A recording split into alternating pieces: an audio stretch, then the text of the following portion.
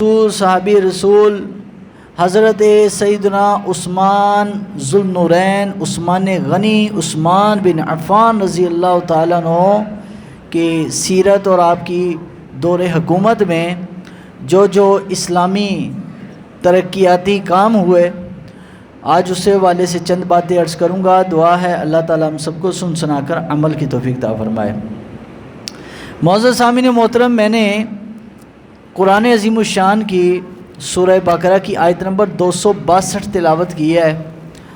اس آیت مبارکہ میں اللہ تبارک تعالیٰ نے ان لوگوں کا تذکرہ فرمایا ہے جو اللہ کے راستے میں مال دیتے ہیں۔ حضرت عثمان غنی کی جہاں پر بہت ساری صفات ہیں اور بہت سارے کمالات رسول اللہ صلی اللہ علیہ وسلم کی زبان مبارک سے حضور نے اپنے زبان سے بیان کیے، وہیں پر ایک عظیم خاصہ یہ بھی تھا کہ حضرت عثمان غنی کو لقب جو ہے غنی، یہ اللہ کا نام ہے۔ واللہ غنی حمید، اللہ تعالیٰ غنی بھی ہے اور حمید بھی ہے کہ اس کی صفت کی جاتی ہے۔ غنی اس کو کہتے ہیں کہ جو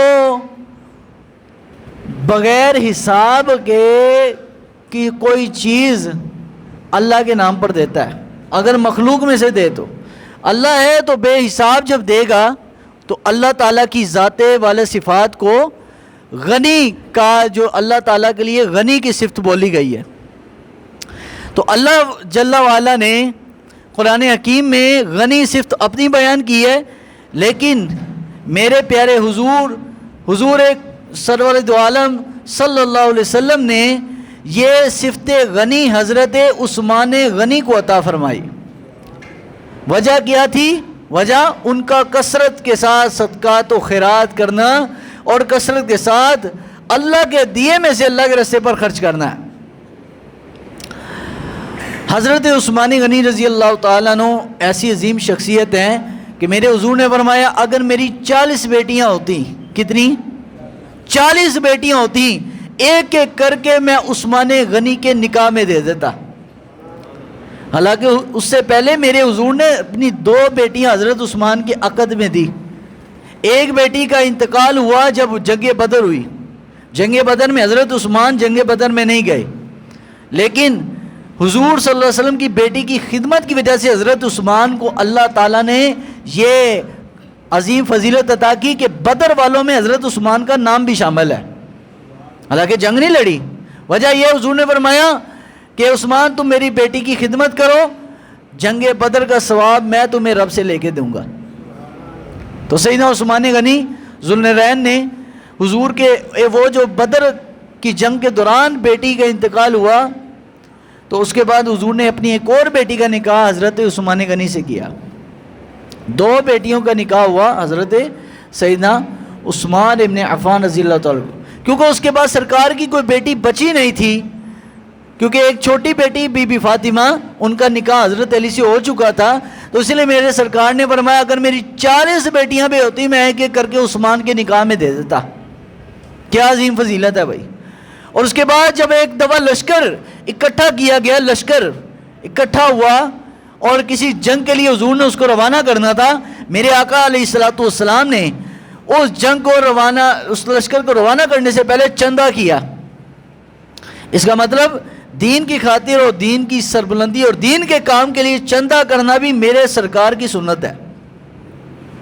مسجد میں کوئی چیز کسی سے مانگنا، طلب کرنا حرام ہے حالانکہ، لیکن اللہ کے دین کے لیے اگر کوئی دین کی خاطر مانگے تو ایسا کام کرنا حرام نہیں بلکہ میرے نبی کی سنت ہے۔ سرکار نے لشکر روانہ کرنے کے لیے چندہ کی اعلان فرمایا کہ کون ہے جو لشکر اسلام کی مدد کرے گا۔ جیش العسرہ ایک لشکر تھا جو حضور نے ترتیب دیا۔ تمام صحابہ اکرام رضوان اللہ تعالی اجمعین کی جتنی استطاعت تھی سب نے کیا۔ حضرت عثمان غنی نے 100 اونٹ بیمہ جنگی ساز و سامان۔ پھر نبی علیہ السلام نے پھر تقریر فرمانا شروع کی اور پھر فرمایا کون ہے اس لشکر کی مدد کرنے والا؟ پھر عرض کیا یا رسول اللہ 200 اونٹ مزید اور بیمہ جنگی ساز و سامان۔ پھر حضور نے تقریر فرمانا شروع کی، اس کے بعد پھر عرض کیا یا رسول اللہ 300 اونٹ مزید، یعنی 300 200 اور 100 یعنی 600 اونٹ بیوہ جنگی ساز و زمان میں اسلام کے لشکر کے لیے پیش کرتا ہوں۔ جب یہ چندہ ہو گیا، نبی علیہ السلام فرمایا آج عثمان نے مجھ سے جنت خرید لیا۔ اور پھر مدینہ المنورہ کے غریب لوگوں کو پینے کا پانی خریدنا پڑتا تھا یہودیوں سے۔ اب ایک کنواں مدینہ منورہ کا جو سب سے میٹھا کنواں تھا وہ بیر روما اس کو کہا جاتا تھا۔ روما، بیر روما، روما والا کنواں، بیر کہتے ہیں عربی میں، بیر نہیں، بیر، با حمزہ رے، بیر کہتے کنویں کو۔ بیر روما مدینہ کا سب سے بہترین کنواں تھا جس کا پانی سب سے اعلیٰ تھا، ایک یہودی کی ملکیت میں تھا۔ مسلمان جا کے پانی خریدتے تو مسلمانوں کو مہنگے داموں پانی خریدنا پڑتا۔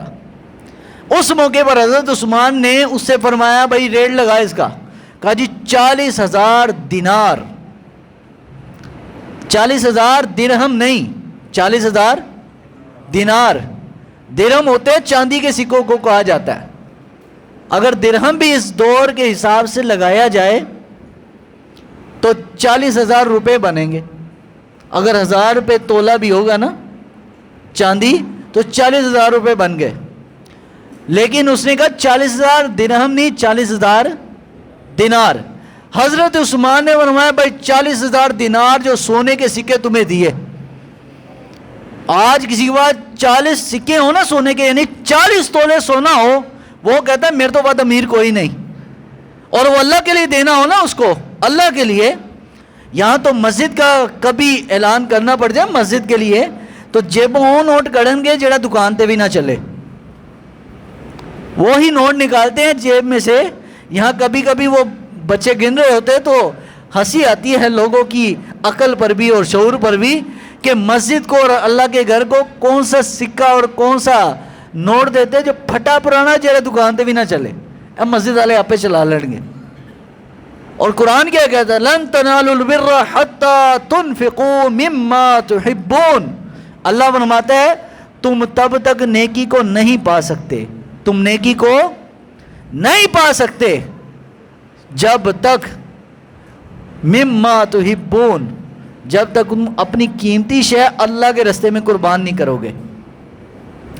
سونے چاندی سے بڑا پیار ہوتا ہے نا، ہمیں بڑا پیار ہوتا ہے، بڑی محبت ہے مال کی، لیکن میرے نبی کے صحابہ کو اللہ نے یہی تو شان عطا کی پوری امت میں کہ میرے حضور کی صحبت میں بیٹھنے والا وہ صحابی جس نے ایک مرتبہ میرے نبی کے چہرے کو دیکھا، اللہ نے حضور کے چہرے کو دیکھنے کی برکت سے ایمان لانے کے بعد اس بندے کے دل سے دنیا کی ساری محبت نکال دی۔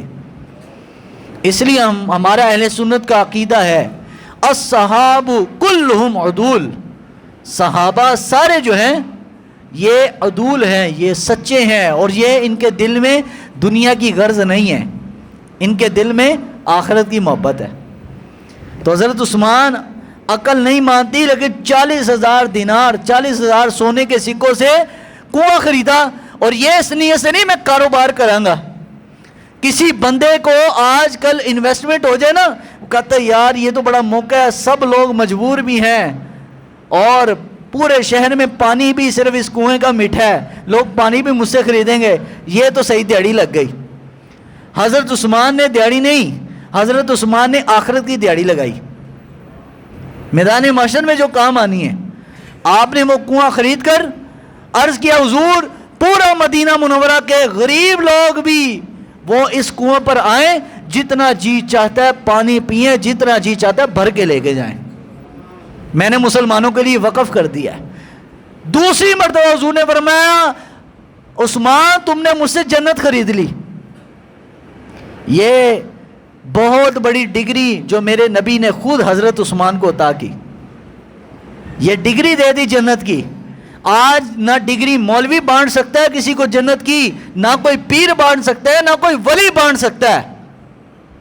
ہاں امید دلا سکتا ہے کہ انشاءاللہ اگر اللہ نے مجھے قیامت والے دن بخش دیا، مجھے کوئی رتبہ دیا، تو میں اللہ کی بارگاہ میں تیری سفارش کروں گا، یہ بات تو مانی جا سکتی ہے، لیکن کوئی بالکل حد الامکان ڈگری نہیں دے سکتا کہ تو بھی واقعی جنتی ہے، تو جنت ہی جانا ہے۔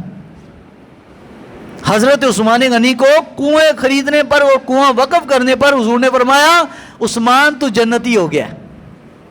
پھر نبی علیہ السلام کی مسجد نبوی تنگ پڑ گئی، صحابہ بڑھ گئے، مسلمان زیادہ ہو گئے، مسجد نبوی چھوٹی تھی۔ میرے آقا کریم رؤوف الرحیم صلی اللہ علیہ وسلم کی بارگاہ میں حاضر ہوئے، مسجد نبوی کی توسیع کے لیے جو جگہ درکار تھی حضرت عثمان نے خرید کر مسجد کے لیے وقف کر دی۔ آج بھی مسجد نبوی میں جو نماز پڑھتا ہے اس کا ثواب حضرت عثمان غنی کو مل رہا ہے۔ یہ ہے سیدنا عثمان ابن عفان، بہت سے کمالات حضور نے عطا فرمائے، اور حضور نے فرمایا عثمان کی شہادت بھی قیامت کی نشانیوں میں سے ایک نشانی ہے۔ قیامت کی نشانیاں 3 حصوں میں ہیں، ایک اولا اور ایک وسطی اور ایک اخری یعنی آخری۔ یہ جس دور میں ہم چل رہے ہیں یہ زمانہ اخری ہے، آخری زمانہ۔ یہ جو اب نشانیاں قیامت کی آئیں گی یہ آخری ہوں گی۔ بڑی نشانیاں میرے حضور کا بھی دنیا سے چلے جانا، یہ بھی قیامت کی علامت، حضرت عثمان کی شہادت بھی قیامت کی علامت۔ اور میرے حضور نے فرمایا عثمان تمہیں شہید کیا جائے گا، لوگ تمہارے جسم سے وہ چادر وہ کرتا اتارنے کی کوشش کریں گے، لیکن تم نے اتارنا نہیں ہے، تم نے صبر کرنا ہے۔ وہ کون سا کرتا تھا؟ خلافت کا۔ حضرت عثمان غنی جب خلیفہ بنے، اور سادہ لفظوں میں کہوں گا جب حضرت عثمان کی حکومت آئی، لوگ خلافت کا لفظ نہیں سمجھتے، لوگ کہتے پتہ نہیں کی لگا خلیفہ۔ حکومت آئی جب حضرت عثمان کی، تو حضرت عثمان غنی کو حکومت ملی ہے حضرت عمر کے بعد، اور عجیب ہی حضرت عثمان غنی کی سلیکشن بھی عجیب ہی ہوئی ہے۔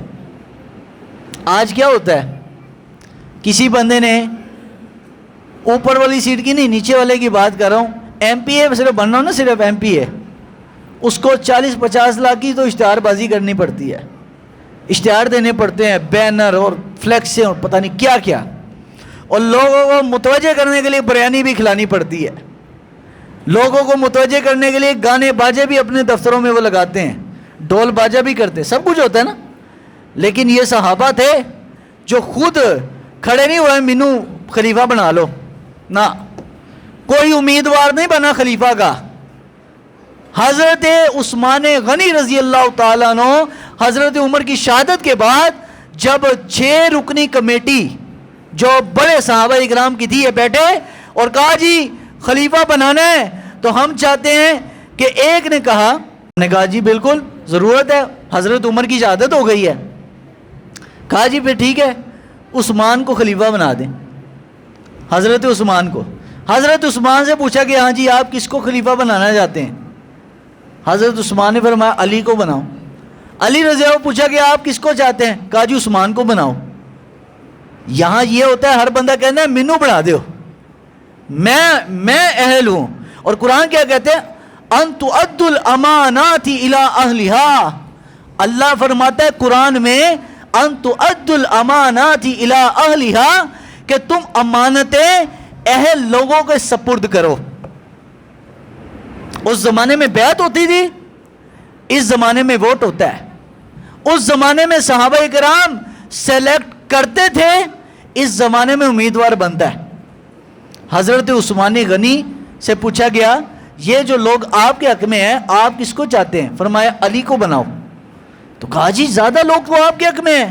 فرمایا یہ بہت بڑا وزنی کام ہے، قیامت کو اللہ کی بارگاہ میں سوال ہونا ہے اس کے بارے۔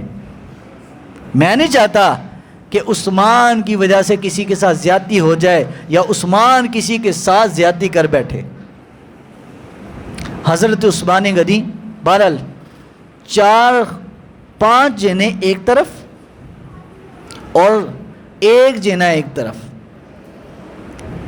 حضرت عثمان ایک طرف ہے اور 5 صحابہ کی رائے ایک طرف ہے۔ حضرت عثمان چاہتے تھے حضرت علی کو بنائے، حضرت علی اور 5 جو صحابہ تھے وہ چاہتے تھے کہ عثمان غنی کو بنائے. عثمان غنی نے خود نہیں کہا کہ مجھے بناؤ. جب بن گئے خلیفہ تو پہلا تقریر آپ نے یہ فرمائی کہ میں خلیفہ بنا نہیں ہوں، بنا دیا گیا ہوں، بنا دیا گیا ہوں. حضرت عثمان کے شروع کے زمانے میں لوگ حضرت عمر کو بھول گئے. بڑی عجیب بات ہے بھائی، حضرت عمر کو ہم نہیں بھولے لیکن اس زمانے کے حضرت عثمان کے زمانے کے لوگ بھول گئے. تو تابعین بیان کرتے ہیں کہ حضرت عثمان کے دور میں حضرت عمر کو لوگ اس لیے بھولے کہ حضرت عمر کی حکومت بڑی زبردست تھی.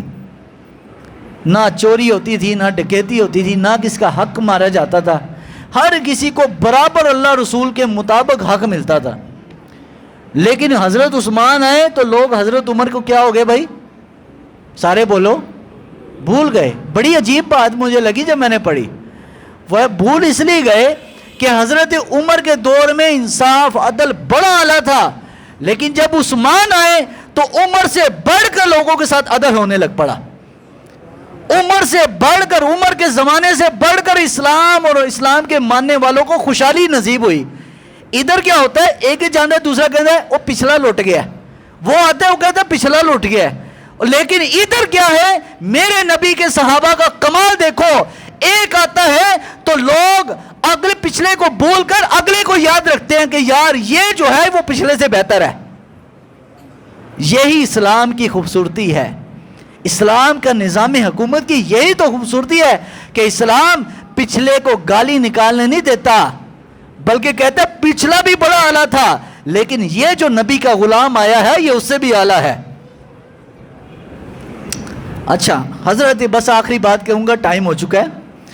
حضرت عثمان غنی ذوالنورین، آپ رضی اللہ تعالیٰ عنہ 12 سال حکومت کی. کتنی؟ 12 سال. سب سے لمبی حکومت حضرت عثمان کی تھی. حضرت عمر کی 10 سال تھی، عثمان غنی کی 12 سال. اس کے بعد 6 سال حضرت علی اور امام حسن کی ملا کے 6 سال وہ بندے. اور میرے حضور نے فرمایا تھا میرے بعد جو خلافت راشدہ ہوگی وہ 30 سال ہوگی. ٹوٹل 30 سال، 30 سال بولا خلافت راشدہ. 12 سال عثمان غنی کے، 12 سال حضرت عمر اور حضرت ابو بکر صدیق کے. کتنے ہو گئے بھائی؟ 24. 6 سال حضرت علی اور حضرت امام حسن کے. کتنے ہو گئے؟ 30 برس. 12 سال حضرت عثمان نے حکومت کی ہے، اور 12 سال میں بہت زیادہ مدینہ کے لوگوں میں فراخی آ چکی تھی. اتنی فراخی تھی کہ حضرت سیدنا بلال حبشی رضی اللہ تعالیٰ عنہ، ان کے بارے میں آتا ہے کہ حضرت بلال کے جسم پہ حضور کے زمانے میں پورا کپڑا بھی نہیں آتا تھا، اتنی غریبی تھی سرکار کے دور میں. لیکن عثمان غنی خلفۂ راشدین کا آخری جو دور تھا جس میں اسلام ایسے ترقی کرتا ہوا اوپر جا رہا تھا، حضرت عثمان غنی کے دور میں سب سے مہنگا کپڑا جو اس زمانے کے بادشاہ پہنا کرتے تھے، حضرت بلال کے سر پر اس کپڑے کی پگڑی تھی. خود اندازہ لگاؤ کہ سرکار کے دور میں بلال کے پاس کرتا پورا نہیں ہے پہننے کو، ادھر تک چادر لپیٹی ہوتی تھی. کبھی کہیں کوئی کرتا نصیب ہو گیا تو ہو گیا، لیکن خود اندازہ سر پہ بادشاہوں کے لباس والی پگڑی پہنی ہے تو جسم پر لباس کتنا اعلیٰ ہوگا. تو حضرت عثمان کے دور میں بڑی ترقی ہوئی. تو جو دشمنان اسلام سے ان سے دیکھا نہ گیا. حضرت عثمان غنی رضی اللہ تعالیٰ بہت نرم مزاج تھے، بہت زیادہ. یعنی ایک ہوتا ہے نا برداشت، اور ایک برداشت کی ایک حد ہوتی ہے، اس سے بھی آگے برداشت تھی حضرت عثمان کی. سیدنا عثمان غنی، یہی ایام تھے ذی الحج کے، یہی دن تھے کہ حضرت عثمان کے گھر کا محاصرہ ہو گیا. محاصرہ ہو گیا، چاروں طرف سے لوگوں نے گھیر لیا گھر کو اور احتجاج کرنا شروع کر دیا. تو تمام جو لوگ تھے مدینہ کے وہ سمجھے کہ شاید کسی نے ان کے ساتھ زیادتی کی ہے، یہ خلیفہ کو شکایت لگانے آئے ہیں شاید. عام، کیونکہ پہلے مدینہ منورہ کے اندر اس طرح کا واقعہ کوئی سوچ بھی نہیں سکتا تھا. اگر ہوتا بھی تو چھپکے سے کوئی حملہ کرتا تھا، دن دہاڑے کوئی نہیں کرتا تھا. حضرت عمر رضی اللہ تعالیٰ کی شہادت بھی مسجد میں ہوئی, وہ بھی چھپ کے وار ہوا ہے, اوپن لینے. وہ ایک نمازی کی صورت میں آیا اور حضرت عمر کو شہید کر دیں. عثمان ذوالنورین رضی اللہ تعالیٰ عنہ, آپ کو کیا پتا تھا یہ بلوائیوں نے, مصر کے لوگوں نے شہید کرنا ہے. چاروں طرف سے گھیرا ڈالا ہوا گھر کو, باہر بھی نکلنے نہیں دے رہے. حضرت علی نے اپنا ایک غلام بھیجا اور کہا امیر المومنین کو جا کے بولو کہ اگر آپ حکم کریں تو ہم ان کو یہاں سے بھگا دیں, اور اگر یہ بغاوت کریں تو ان کو قتل کر دیتے. حضرت علی نے پیغام بھیجا. تو بہرحال امام حسن حسین بھی آئے, وہ ان کے دروازے پر کھڑے ہوئے. 40 دن محاصرہ رہا حضرت عثمان کا, لیکن حضرت عثمان نے یہ اندازہ بھی نہیں تھا کہ یہ لوگ مجھے قتل کرنے کے لیے آئیں گے. اس میں شاید کوئی اپنا ویسے اپنے ناانصافی ہوئی ہے اسی وجہ سے. اب کسی کو نہ پانی اندر لے کے جانے دے رہے, نہ کھانا لے کے جانے. 40 دن محاصرہ رہا. حضرت علی کا جب غلام آیا, انہوں نے بتایا کہ آپ آرڈر لگائیں تو ان کو بھگا دیتے ہیں ہم, یہ تو آپ کے ساتھ زیادتی کر رہے ہیں, حضور کے مدینے کے اندر یہ لوگ شور مچا رہے ہیں. حضرت عثمان نے فرمایا کہ دیکھو میں نہیں چاہتا کہ عثمان کی وجہ سے, میری وجہ سے نبی کے شہر کے اندر کسی کا خون بہے. میں سرکار کے شہر میں یہ بے ادبی برداشت نہیں کر سکتا کہ میرے آقا کا شہر مدینہ ہو اور اس میں عثمان اپنی ذات کے لیے کسی کو قتل کروائے. نہیں برداشت کر سکتا. یہ ہے اسلام. اسلام کا یہ چہرہ ہے اصل. یہ وہ اسلام نہیں ہے کہ پہلے کو جی اسلام کو خطرہ ہے, اور جب ان کو ایوانوں میں اقتدار مل جائے, وزارتیں مل جائیں, اور پھر جناب وہی داڑھی پگڑیوں والے لوگ چپ کر کے بیٹھ جائیں. یہ صحابہ کے جو ہیں جانثار اور صحابہ کے وارث نہیں ہیں. صحابہ کا وارث وہ ہوگا جو خلافت راشدہ کا نظام نافذ کرے گا. یہ وہ لوگ ہیں. تو بار گئے حضرت عثمان غنی کو 40 دن محاصرہ رہا. آخری دن حضرت عثمان اپنے گھر کی چھت پہ کھڑے ہوئے اور اپنا تعارف کروایا. فرمایا تم جانتے ہو میں کون ہوں؟ انہوں نے کہا جی جانتے ہیں, آپ خلیفہ ہیں. آپ نے فرمایا خلیفہ کے علاوہ جانتے ہو جس مسجد نبوی میں جا کر تم نماز پڑھتے ہو اس مسجد نبوی کی زمین میں نے رسول اللہ کی بارگاہ میں پیش کی ہے. جس کنویں سے تم پانی پیتے ہو وہ کنویں کا پانی حضور کی خدمت میں نے پیش کیا. جس لشکر کی بدولت مصر فتح ہوا جہاں سے تم لوگ آئے ہو, اس لشکر کو اونٹ اور اس کو جنگی ساز و سامان عثمان نے لے کر دیا, لیکن پھر بھی اس کا تم شکر ادا کرنے کے بجائے تم اس کے خلاف بغاوت کر رہے ہو. تم جانتے نہیں ہو کہ تم خود اپنے لیے جہنم کما رہے ہو. بالآخر حضرت عثمان نے روزہ رکھا ہوا تھا. آپ نیچے کمرے میں اپنے تشریف لے آئے, قرآن شریف کھول کر تلاوت کی اور اپنی بیوی سے کہا کہ اے میرے گھر والی, آج مجھے حضور خواب میں آئے تھے اور سرکار نے فرمایا عثمان جو تم نے روزہ رکھا ہوا ہے اس کی افطاری تم نے ہمارے ساتھ کرنی ہے آ کے. حضرت عثمان ذوالنورین تلاوت قرآن کے لیے کھول کے بیٹھ گئے اور قرآن پڑھنا شروع کر دیا. بالآخر وہ لوگ اندر داخل ہوئے, کچھ صحابہ کے بچے بھی بیچ میں شامل ہو گئے. ظاہری بات ہے برے بندے کی بری صحبت, برا بندہ ہو تو اس کی صحبت کا اثر بھی برا ہے. حضرت ابوبکر صدیق کا ایک بیٹا بھی تھا جو بیچ میں ان کی باتوں میں ورغلایا گیا. بالآخر جب حضرت عثمان نے اس کو جھڑکا کہ اگر آج تیرا باپ ہوتا اور تمہیں ان کے ساتھ دیکھ لیتا تو وہ جانتے ہو تمہارا کیا حشر کرتا, وہ تمہیں بتاتا کہ عثمان کون ہے. آج تمہارا والد دنیا میں ابوبکر صدیق موجود نہیں ہے, لیکن میں تمہیں شعور اور عقل دلا رہا ہوں کہ ان کا ساتھ چھوڑ دو. بالآخر وہ چھوڑ کے چلا گیا. وہ جو دوسرے لوگ ہیں انہوں نے وار حضرت عثمان پر جب کیا تو آپ کی بیوی نے ہاتھ آگے بڑھایا, ان کی انگلیاں کٹ گئی. دوسرا وار کیا تو حضرت عثمان غنی کی یہ گردن پہ وار ہوا. بالآخر حضرت عثمان کی گردن سے جو خون نکلا اس کے پہلے چھینٹے قرآن مجید کی آیت فَسَيَكْفِيكَهُمُ اللَّهُ وَهُوَ السَّمِيعُ الْعَلِيمُ اس آیت پر پڑ گئے. اور قیامت تک قرآن بھی گواہ ہو گیا کہ عثمان نے ہمیں جمع بھی کیا اور عثمان نے قرآن کے لیے خون بھی دیا. حضرت عثمان کی شہادت ہوگی. مدینہ منورہ کے لوگوں نے جب بلوائیوں, وہ لوگ حضرت عثمان کو شہید کرنے کے بعد بھاگ گئے. اس کے بعد اسلام میں جو آپس میں خانہ جنگی شروع ہوئی ہے مسلمانوں کی, یہ حضرت عثمان کے زمانے سے کے بعد سرکار نے فرمایا تھا جب تک عثمان دنیا میں موجود ہے تو تلوار نیام کے اندر ہے، جب عثمان شہید ہو گئے تو تلوار میان سے باہر آ جائے گی اور قیامت تک میری امت سے تلوار نہیں اٹھے گی۔ حضرت عثمان کی شہادت تک مسلمانوں میں بڑا امن و امان رہا۔ جیسے عثمان غنی کی شہادت ہوئی، مسلمانوں کے دو حصے ہوئے، حضرت علی کی خلافت علیحدہ ہوئی، حضرت امیر معاویہ علیحدہ ہوئے، اس کے بعد پھر بادشاہتیں چلی، پھر نواب کا نظام چلا، اور آج آپ دیکھ لیں ہمارا حساب کیا ہے، 57 اسلامی ملک ہونے کے باوجود بھی ایک ملک بھی اسلامی قانون کو نافذ کرنے سے پہلے وہ مغرب کا اشارہ دیکھتا ہے کہ امریکہ تو نہیں ناراض ہو جائے گا۔ اللہ تعالی ہمارے ملک میں نظام مصطفیٰ نافذ فرمائے۔ وآخر دعوانا الحمدللہ۔